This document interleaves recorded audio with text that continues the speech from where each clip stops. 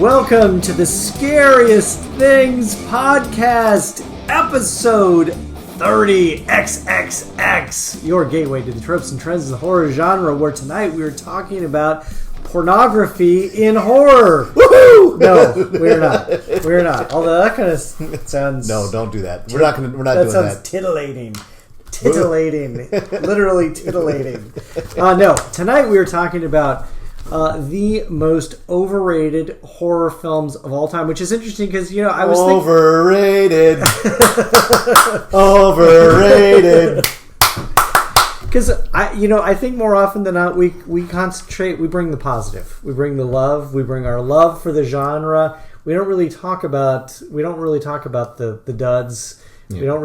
We don't bag on films too much, much as we talk about our love for the films. Once upon a time we did. When we did the Dead Undead. Dead Undead, but we were keeping thematically, but Dead Undead was hot on the heels of our love, our fearsome foursome love. And I think that what we determined was that actually we love a lot more of the horror movies than we dislike. Yeah. But before we get into the most overrated horror films of all time, I have a big announcement. What's that? Big announcement. What's that? I saw Hereditary. Oh! Okay. Is that going to fit into your... And it's scary. Okay. No, it's not. Okay, it's not. Because that most overrated horror film of all time. No, Hereditary is solid. I was kind of surprised. Yeah. I was... I did talk to somebody, which I won't disclose who, who did say it was rather overrated, and I thought, oh, geez. And then I talked to this woman at the theater who was sitting behind us, and she said, yeah, I don't know, I just don't know about all this. And I was like, I kept thinking to myself, oh, God, like... Was Eric wrong? Did he let me astray? What's happening? And for those... But it is solid. Yeah, it's super solid, super tight. Yeah. There is this weird little bit of exposition, which I'm not going to go into at the end, but it was almost necessary because it's a thinker, and I got to the end of the film, and I'm like, I've seen it twice now. So wait, what's going on? Like, what happened? The breadcrumbs. He leaves this trail of breadcrumbs about the whole. Really fine-grained detail, super subtle. Yeah, you got to be looking around. You got to be looking around the rooms. You got to be looking at what's in the shadows. You got to look at what's in the shadows. You got to look at the symbols. You got to look at the sets. Yeah. Not just the sets that she's building, but the sets around them. Yeah, I mean, I could talk for a whole podcast about the there's a lot to it. Theories behind that one. It's super good, but it is not for everybody. I think one thing that I should caution you is I gave it a 5 out of 5 stars, and I don't do that very often. I only do those things that I believe that are instant classics, but I know that it's not going to be everybody's kind of a movie. I know that my Amy, our shaky cam kitty, would probably hate Hereditary. It's a long movie that draws out, and then it's a slow burner, and then it comes, and then it just ramps up like crazy at the end. I don't know that it is a slow burner because there is there's a big move in about the one halfway mark. Where it's just but there is it is dark and foreboding from the opening scene, and it never lets go. No. This is my hot take is it was ordinary people with Satanism. Yes. It's very good. It's like if Ordinary People was a satanic Google film. Right, and much like you don't rush out to see Ordinary People every year at Christmas because you don't want to feel horrible about yourself. This is the same kind of thing. I don't think you're going to be rushing out and seeing this for repeated viewings because it is dark as hell and it's super depressing. I had to come home and watch Jimmy Fallon for a half an hour just to shake the. My recommendation is you go see Hereditary and then you go see What Won't You Be My Neighbor as a follow-up and make yourself feel better about things after all is said and done. Because there you go. I think the cinema score. I mean, it is the great test of critic scores versus the cinema score. Like the immediate fan reaction was terrible. Right. People, but it's because it doesn't make it. It's a movie that is it grabs you and it doesn't let you go and you feel wrung out when you're done. Good segue. Yeah. Because that's what we're talking about. We're talking about films that are overrated. That's right. Maybe films where the critics disagree with the fans, or the fans disagree with the critics, and this is the case if I'm calling myself a critic, the fans just are totally off base. Yeah. And there's a lot. I mean, there's a rich history of, I think, films out there that people go, oh my God, it was the scariest thing ever, or oh my God, this is a master class in horror filmmaking, and then you sit down and you watch it and you go, what? That was a pile of junk. Yeah. Like, you gotta be kidding me. For me, I think a lot of the things that made films overrated, I think there's a lot of films out there that have scary moments and horrifying moments, but there's no subtlety to the film. It's just like constant, like in your face, something that's actually jump scares. I was going to say jump scare, the dependent. Yeah, those movies drive me crazy. And especially in the modern era, there's a lot of films that are super jump scares dependent. And in fact, going back again to Hereditary, there was only 2 real jump scares in Hereditary, and they pay off, man. And they're like big jump scares. One is like a teeny jump scare, but it's still a big jump scare. In fact, I spilled my beer when I was watching the movie. It's when the bird hits the window. I threw my beer in the air.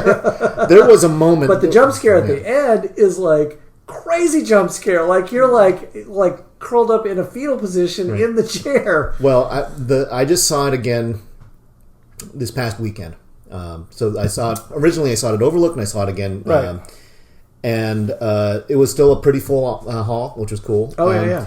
But there was a moment where yes, and somebody was like screamed, and there was a woman who was sitting 2 seats away from me, and she just like convulsed and twitched and started flopping around in her seat, and was like, and I was like, oh, she gotcha, because it was perfect timing, and it wasn't. But see, that's the brilliance about that film, is that there's a subtlety to it. It doesn't beat you over the head. It's not jump scare, jump scare, jump scare, jump scare, jump scare. It's like very subtle and well placed and well timed scares. Yes, that make it so great. But again, we're not talking about we're talking about the films that maybe don't do that so well. Maybe didn't go to that master class. They slept in. They hit the snooze bar. Right. They said, I'm blowing off class today. I'm not going to class. I'm not going to learn how to make a horror film. I know how to do it anyway. What the hell is this teacher going to teach me? Well, I don't need to know about this. So here's some of my thoughts on this particular episode. Okay. Episode 30, Triple X. A lot of my stuff is franchise studio-based horror. Yes. I mean, it tends to be what tends to frustrate me the most. Yep. And I know I'm going to be picking movies where it's maybe an okay idea that they just decide to string out. And by overrated, I also will suggest to you that I'm not saying these are bad movies, but they don't. Some of them are just movies that I think have garnered more recognition and love than I think is due than they are due. I think that they're overrated. That is a perfect way to put it, because one of the films that we will get to later on is one of the most lauded films of all time. Okay. And probably well deserved, but is it deserved that much? Right. Probably not. Well, it makes it draws it out. And some of these things, like I know that I could have in the last podcast. We were talking about movies from the matinee era, and I talked about a movie called From Hell It Came, right? Which was a shitty movie. Right. It's not overrated. No. Because nobody thought it was a good movie. It does not have a huge following. There's a reason why you've probably never heard of it. It's because it's a bad movie. Right. These are movies that all the movies that I'm listing have had a good bit of success that's tied to them. Yeah, these are fans and critics that have come to it and said, "Oh my gosh, this is a really scary film." And the other thing I will say on that note is that I think, and it could just be like me looking at a lot of these things through a hyper-cynical prism, but I think the scares that scare people with some of these films are just that. They're very base, kind of surface sort of scares, and that there's no real artistry to it. And they're not earned. they're not earned, and I think people go, "Oh my gosh, that was such a scary film." And it deserves to be, put in the, it deserves to be put in the same place or held to the same esteem as, The Shining or Hereditary or The Exorcist. And you're like, no, it doesn't. The story through line. It's not scares built upon the premise. It's scares because they throw a cat at you and hit the violin strings. It's just no. So all right. So what other variables were you thinking about as you thought about overrated films? Well, I think for each one of these films, I have a one-word description before I kick into it. Oh, good. I will try to do that on the fly. And these were guaranteed. These are hot takes. Yes. One of these movies I have been critical of in the past on our website, scariestthings.com, and I held my ground, and I got a lot of blowback from people going, What are you kidding me? This movie is awesome. I was like, no, it is not. It is not an awesome movie, and we'll get to it. Oh, awesome. So, I like that. I like the sound of that. Yeah. All right. Well, let's... do you want me to start us off? You go ahead and you start. Okay, I'm going to start right from the top. And this is a film that I remember seeing the trailer for when I was in my younger days, being terrified by it. I remember this kind of weirdo girl in grade school was reading the book. Okay. And I thought, well, if this weirdo girl is reading the book, it's got to be scary. Then it's got to be super freaky. And then the film came out, I saw the trailer, and I went, holy bananas, this has got to be the scariest thing ever. I stayed away from the film, not because I thought, oh my God, it's the scariest film ever.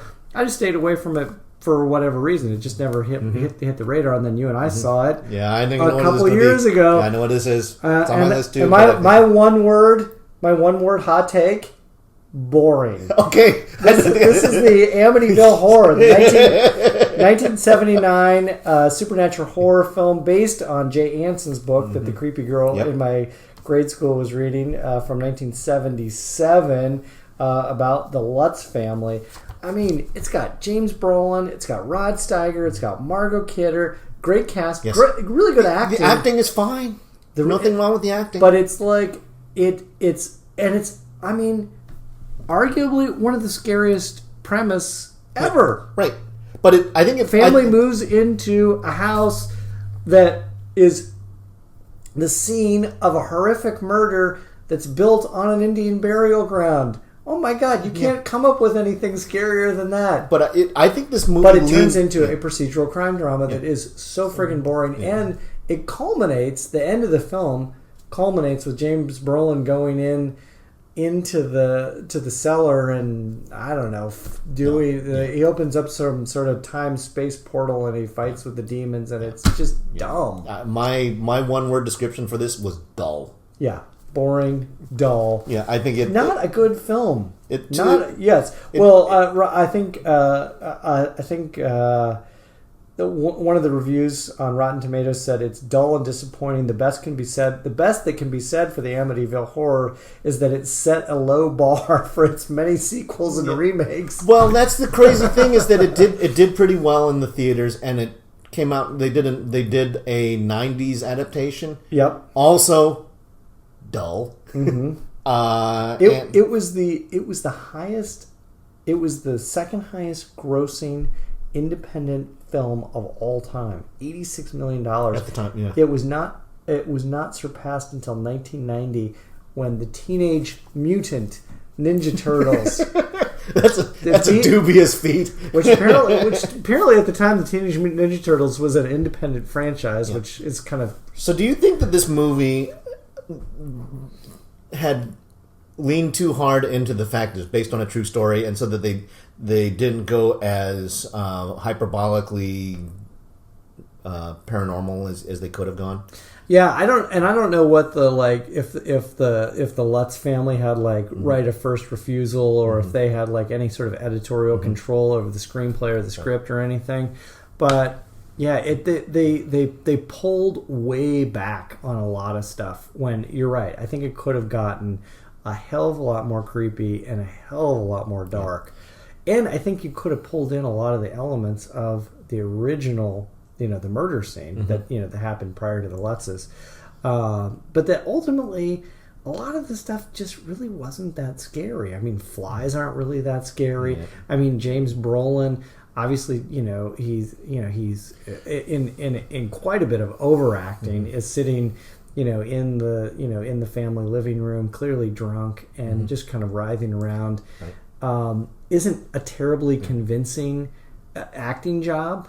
I don't think it was terribly convincing. I mean, because I think he was trying to sort of portray this idea that he's both possessed and he's losing his mind at the same time, and it just seemed kind of messy. I think the script it hurt the movie. Yeah.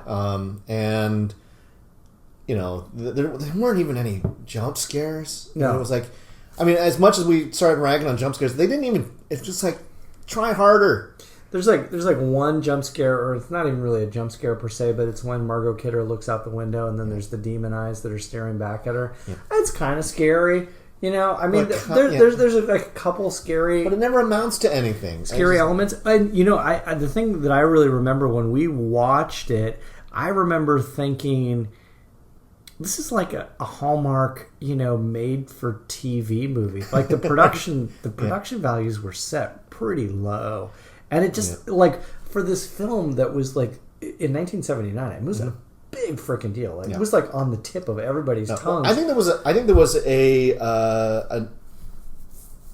a script that was in much demand. Oh yeah. People were excited about it because the book came out in 1977. So like they moved on it. They moved on it pretty fast. Now, we've talked about this before.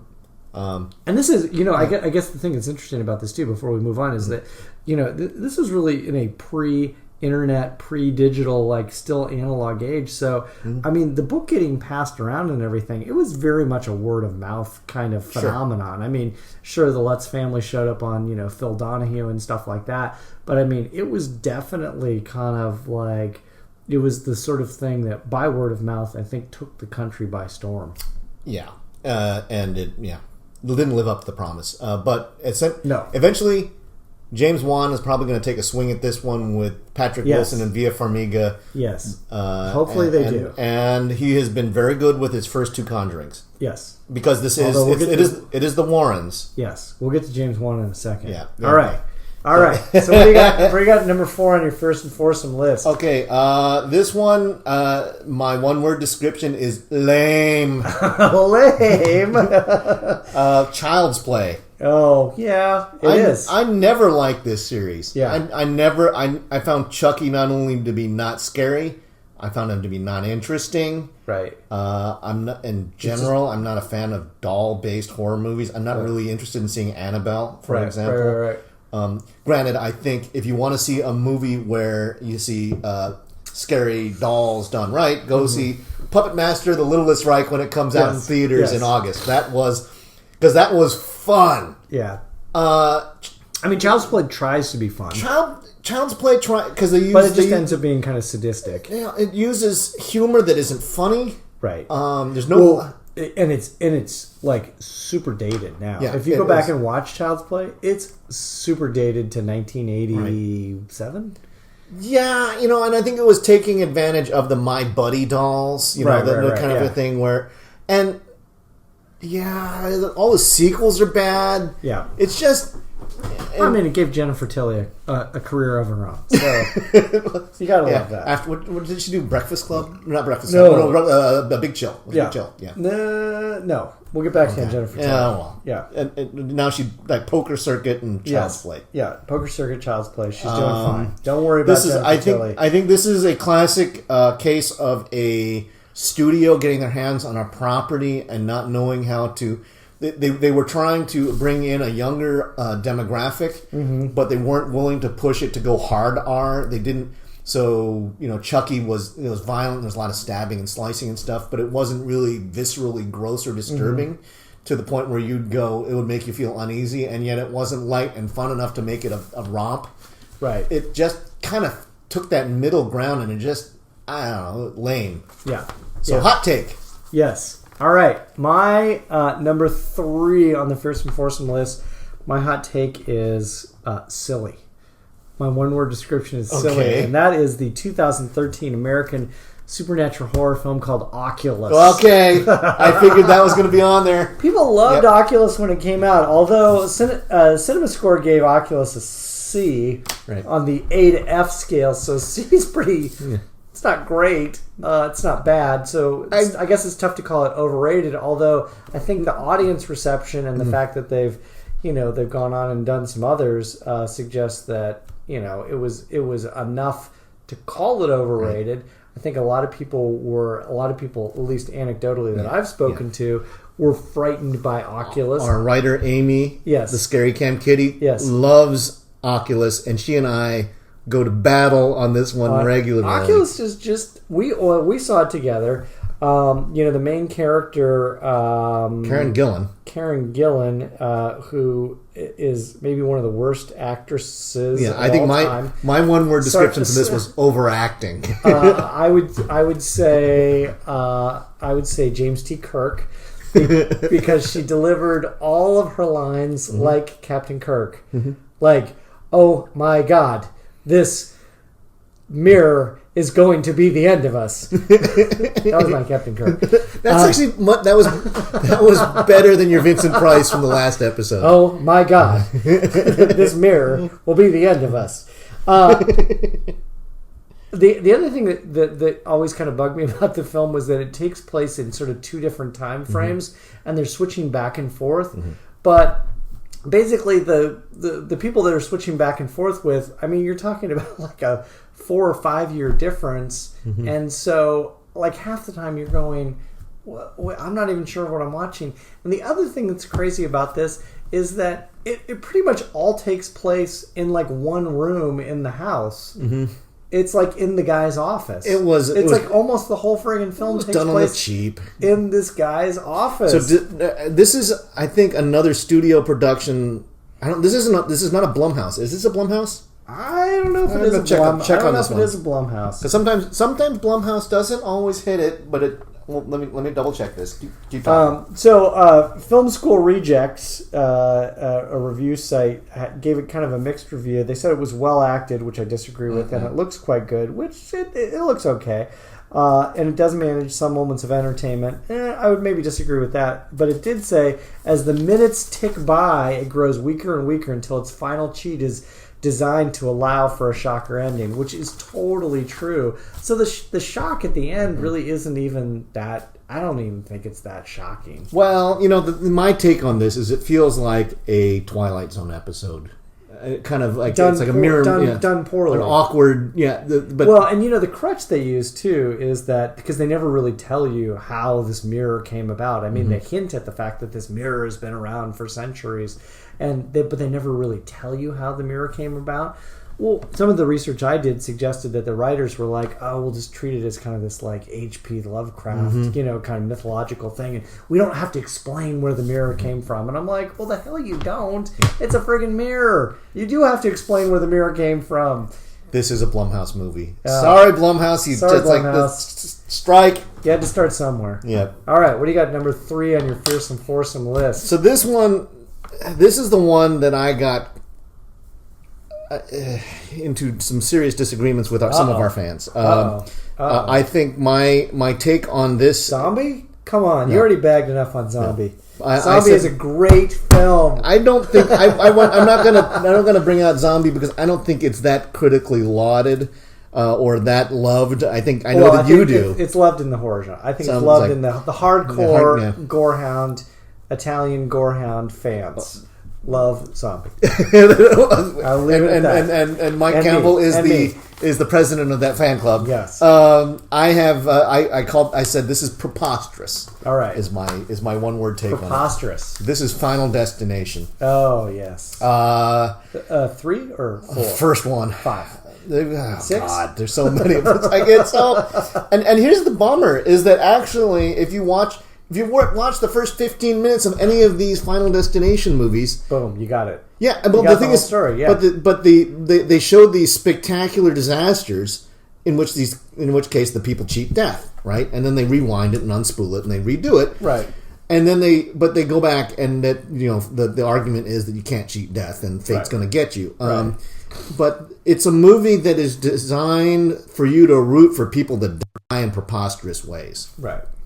I don't like being manipulated like that, and I think that these, that they've got a big budget, but it's also like pretty kids, teenagers dying by the dozen, right? And maybe that's just not my bag, right? And I'm not into that, but I like myself a Slumber Party Massacre every now and again. Absolutely, yes. Or The Burning. Although have the Final Destination films been largely well liked? I mean, they are not critically. The critics don't like them, but they do tons of business. Well, I think clearly the fact that there's 6 or 7 of them suggests they do very well. This is my studio-based lowest common denominator horror. Turn it out. Jump scares mixed with a lot of false moves, like it's not going to be the toaster in the bathtub, it's going to be the shower curtain and strangulation on this, and then it just so happens that Dad's watching TV, doesn't hear the all the clattering around. It's frustrating. It's a really frustrating movie, and it led to other movies that do, there's a roller coaster disaster, there's a log truck disaster, there's a bridge disaster. They all are spectacular to look at first glance, and then the movies fall apart. They all fall apart. And how many of the Final Destinations have you actually witnessed? 2.5. Okay, made it 2.5. That's pretty solid. I actually sat through the whole first one because I felt like I wasn't giving it a fair shot. Then I saw it and I was pissed. Right. So I made it through 1. Yeah. I kind of got off the train after 1. The decisions that the teenagers make are terrible. Yep. They suffer no consequences for it. There are often there's usually a funeral sequence where a bunch of people mourn the loss of a bunch of people, and then they start dying rapidly in succession, and there's no more funerals. It's like, I don't get it. Right. I don't like it. Right. Yeah. Final Destination hot take. I'm sure I'm going to get some blowback from you folks again. Sorry, guys. Speaking of blowback. Yeah. The next film, the hot take is messy. Okay. And this is not Lionel Messi, who may be done forever in World Cup play. This is the 2010 American-Canadian supernatural horror film directed by James Wan. Insidious. Okay. Insidious is... I had so many problems with Insidious, and we saw Insidious together as well. I don't think the parents are super believable. Right. I don't think the kid is a very good actor. Right. And I think the final act, or I guess it's not even the final act, it's the whole friggin' second half of the film just turns into this insane, there's just this insanely messy demons, monsters in like a 1,000 square foot home that's so unbelievable and so ridiculous, and there's like time travel and space travel and monsters and space creatures and demons, and it doesn't make a friggin' lick of sense. No, and it's a mess. The whole second half is a mess. If you want to see a better done movie of this type, go see Poltergeist. Oh yeah, yep. The Boston Globe wrote that the film begins with promise, which it does. Because the premise is kind of okay. They don't know. It's like maybe the kid's sick. Maybe he's got some psychological problems. Maybe he's got some night terrors. Maybe something's going on. But the crazy train of Insidious runs fully off the rails when the filmmakers go from logical and some of the strange gets explained away as a double shot of demonic possession and astral projection. Thank you, Ethan Gilsdorf of the Boston Globe. You couldn't be more right. Yeah. If you want to see an M. Night Shyamalan film, Shyamalama Ding Dong, go see The Visit, because I think that's his high watermark as far as I'm concerned. Yeah, but this wasn't This isn't a Shyamalan movie. Oh, sorry. I was James Wan. James Wan. You're crossing your crossing your director. Yes, I was crossing. You want to see a James Wan movie? Go see The Conjuring. Go see The Conjuring. Yes. So I think you're prefacing a future. No, sorry. I was reading a New York Times reviewer who said it feels like a less poetic version of an M. Night Shyamalan fairy tale. Okay. Sorry, I was reading two different things. You were channeling. And I mushed them all together, but we will get to M. Night Shyamalan a little later in the podcast. Okay. All right, so number 2. My number 2 is one word. Yes. Disappointing. Ooh. I think it had a lot of promise. I think it had so much potential horror in this franchise, in this movie, the first movie before it became a franchise. Visually striking from a master storyteller, visceral, and in the end, boring.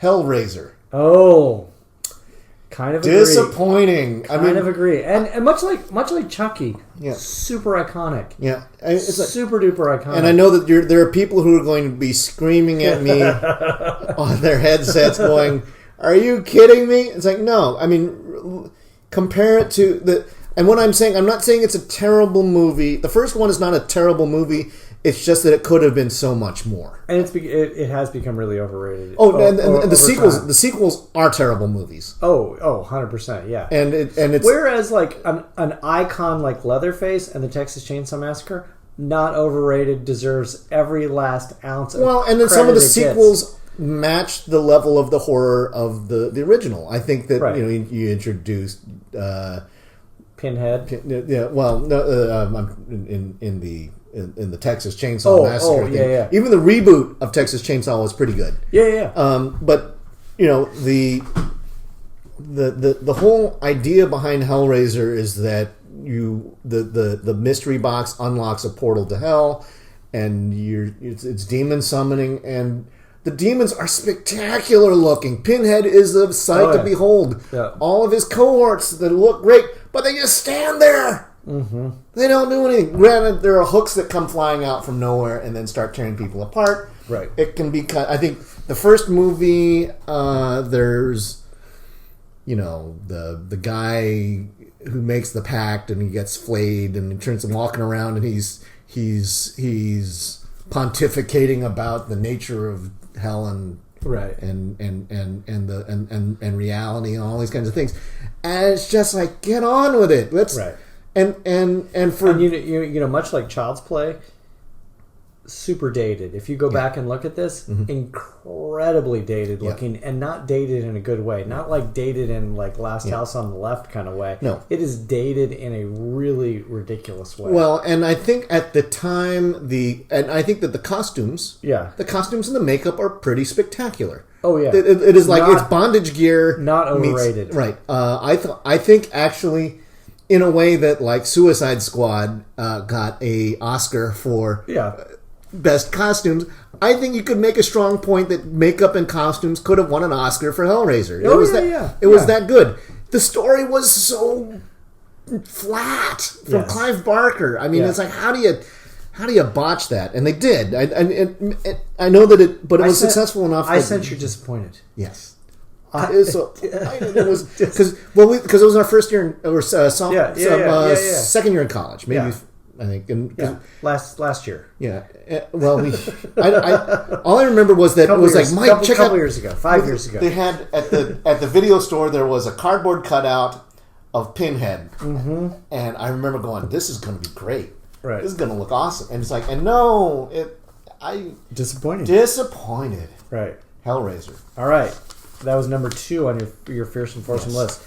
All right, my number 1 on the Fearsome Foursome list, the hot take is overrated.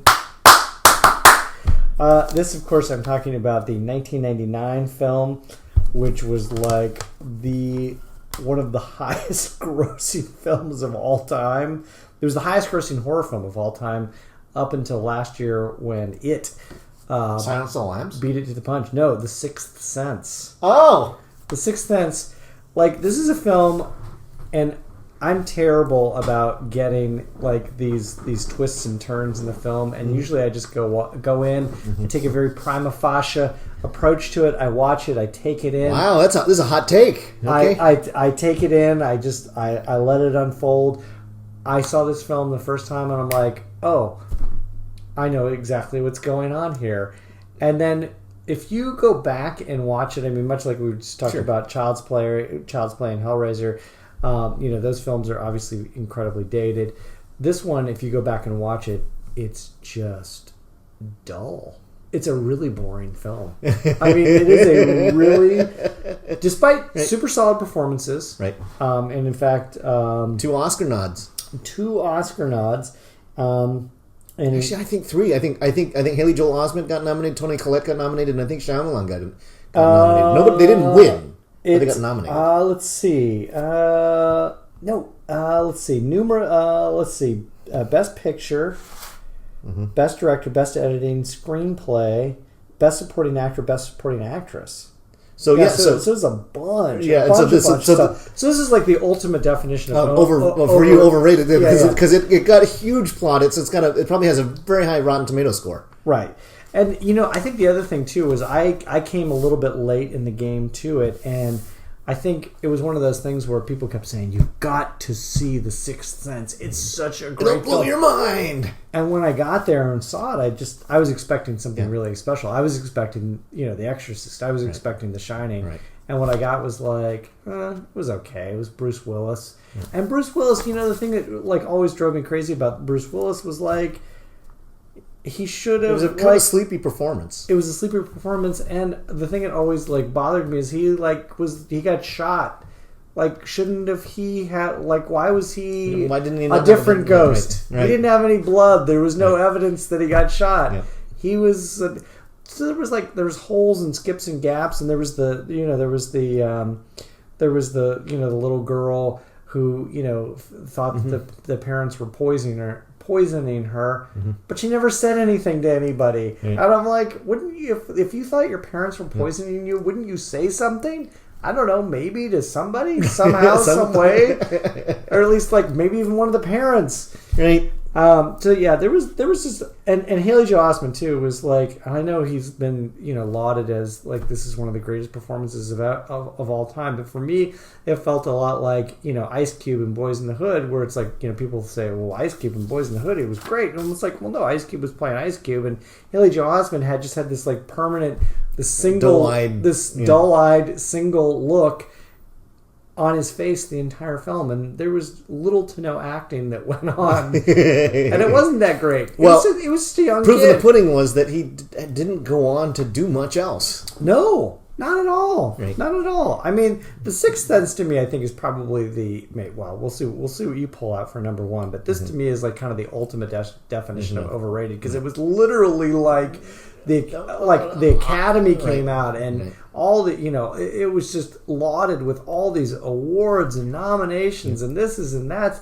But when you sit down and watch the film, you're like, well, it's a solid piece of filmmaking, but it's really kind of dull. Yeah, well, which is the singular crime, and it's not very scary. Well, okay, so this is I took a note for this episode where it drives me crazy when I hear somebody say, that wasn't scary, and holding that against it, and it's almost like a badge of honor, saying it's not. But in this case, it's you kind of, it needs to be scary, or even it needs to try to be scary. Or there are some things where if it didn't scare me, it might scare my mom. But there are some of these movies that just aren't, and I think that the one that I would point to that, the Amityville Horror, is not scary. It needs to be. There's a couple frightening elements, but in total, it's not. But there's so many other haunted house movies that are so much better. Right.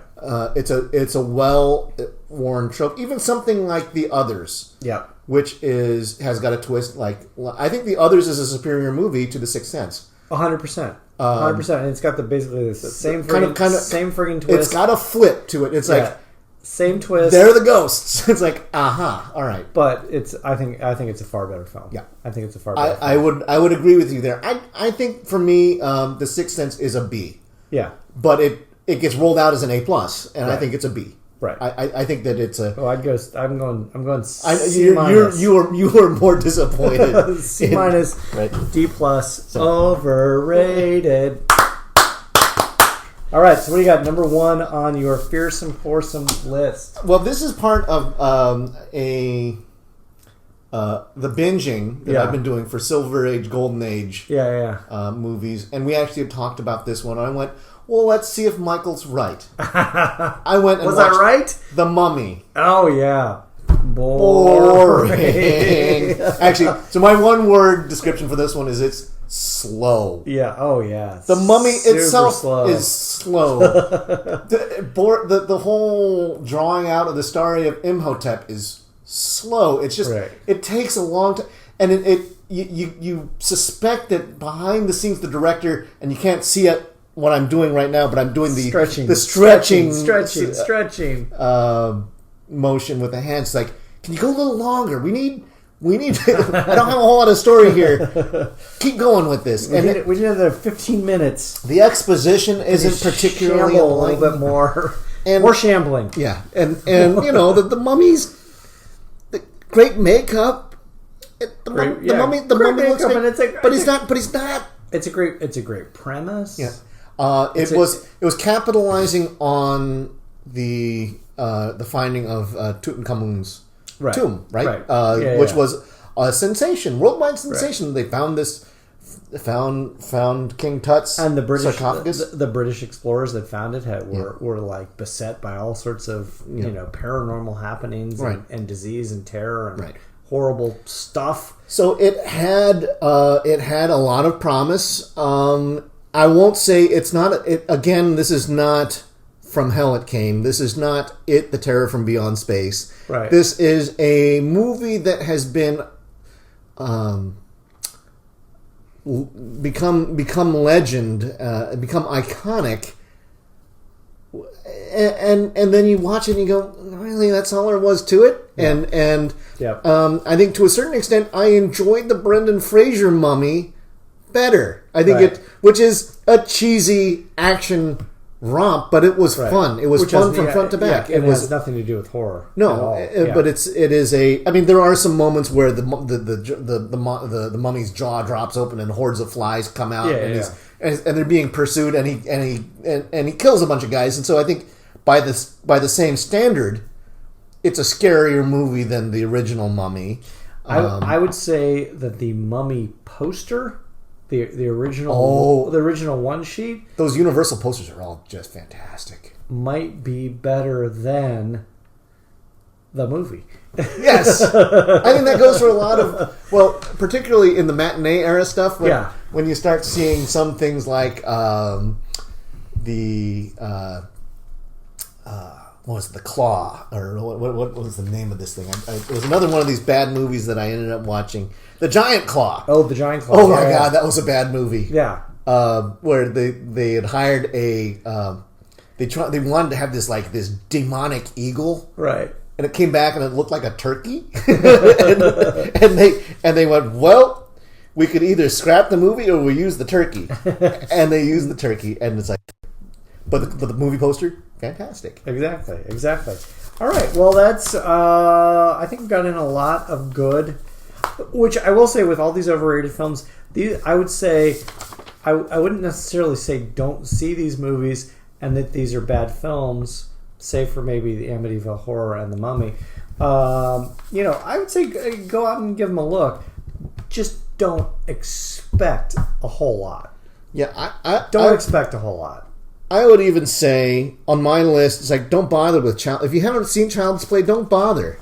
Although, I mean, it is like I would say bother with Child's Play and Hellraiser just because they are so iconic, and that you can at least, if you haven't seen them, you can at least piece together like why people are so obsessed with Chucky and I guess Chucky and Pinhead. Yeah, I think Hellraiser. I think Hellraiser for me is a C+. Yeah, it's watchable. The sequels aren't. Really? Right. Yeah. Maybe Hellraiser 2 is kind of watchable. Yeah. But it's like, God, there's a bunch of bad Hellraiser sequels. Right. All right, well let's go grave digging before we wrap up tonight. What do you got in your grave digging? What did you find out this week? Well, guess what? I just found out today. I was listening to Collider. They announced that they are remaking. They're remaking Child's Play. Oh no! You're they kidding! They are remaking Child's Play. It's with Chucky. Yes. Oh no! There's also going to be they're going to do a theatrical movie, and they're also doing a Broadway play. No, a TV musical. series. A what? TV? Oh man! It's like that's a stretch. Wolf. Who the hell owns the Chucky property? See, now here's the thing. That's a good question. Because that person is masterful. Someone out there goes, okay, horror right now is big. What can we do to get in on the action? What are the IPs that we own? It's like, we own Child's Play. Great idea. Let's redo that. Okay, draft up a script. Done. It is going into production. Musical. Yeah. Video game. Restaurant. Theme park. Chucky. It's like, we're going to produce hordes of dolls and people are going to love it. I will say, I would rather see, again, I am going to go back to the Puppet Master, the Littlest Reich movie, because it was so gonzo fun and gross and over the top and offensive in a way that Child's Play doesn't kind of go. It plays it safe. So when is the new Child's? Is it Child's Play? Is it in production? It just started production. It's going to be out next year. Okay, all right. So, anyways, that was like it was like timing. I was listening to Movie Talk today and was like, no, of all the time, it's like perfect timing. I'm going to be talking about Child's Play today. They just made the announcement. All right. Reboots. All right, my grave digging this week. I stumbled onto Thanks People magazine. I stumbled onto a little horror short. People magazine. Really? People magazine hit me to a little horror short with a certain Selena Gomez, formerly of Justin Bieber dating fame. It is a wackadoo film, like a little short film called A Love Story. Done by this avant-garde Canadian artist Petra Collins, and some of the strangest and most disturbing images you've ever seen. This was released exclusively through Instagram's new long-form video service, IGTV.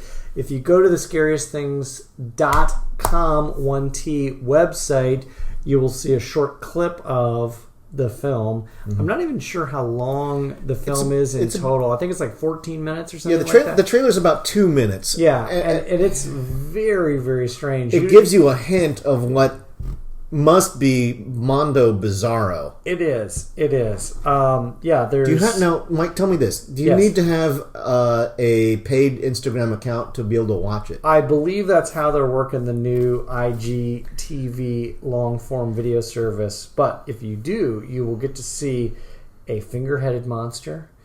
You will get to see heads floating in bathtubs. You will get to see... a head growing out of somebody's back, it looked like. Yes, you will get to see Selena Gomez chomping on eyeballs. You will get to see all of that. There is, however, if you're looking for evidence of Justin Bieber, there is no Justin Bieber, although this might be some masterful metaphor for Selena Gomez, Justin Bieber's dating relationship. I don't know. I don't know. Well, now, as a cautionary tale, I tried to go track this thing down when Mike posted this to our website, and you have to go through Selena Gomez's Instagram account, which is like 50% of her pictures with Justin Bieber. Yes, yeah. So it might be worth it. It might not. But it was certainly interesting, and it was interesting that there's like it was interesting that it was like two women who are friends. Mm-hmm. One's a Canadian filmmaker. One is like former pop queen.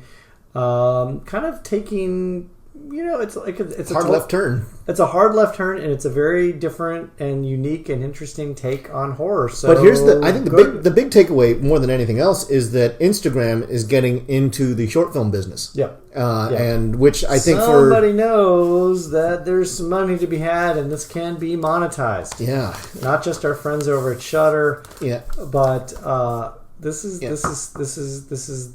the new thing. Keep your eyes on Instagram. Yes. I think that's brand new. So probably trying to. My guess is that they're trying to get something competitive with YouTube. Yeah, it could be. It could be. All right. Well, I'm going to take us out. That was a good episode with one of my favorite taglines of all time from 1985. And is this an overrated tagline? This is not an overrated tagline. This is one that when you say it, it makes you sound cool. And it just makes you cool. All right. Well, let's see if it makes you any cooler. They will make cemeteries their cathedrals, and their cities will be your tombs. This is the 1985 tagline from Demons. Nice. Hey, by the way, Demons is going to have a showing at the Hollywood Theater. Oh. With the star from Demons is going to be there. And we'll be there. So, yeah. We will be there, and we will recap the Lamberto Bava's 1985 splatter classic for you. See ya.